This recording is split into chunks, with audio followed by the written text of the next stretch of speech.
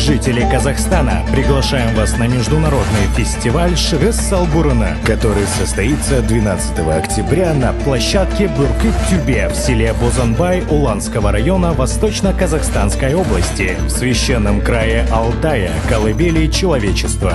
Будем рады приветствовать вас на соревнованиях по охоте с беркутами, гонках с тайганами, приручении диких лошадей, стрельбе из лука и других традиционных национальных играх.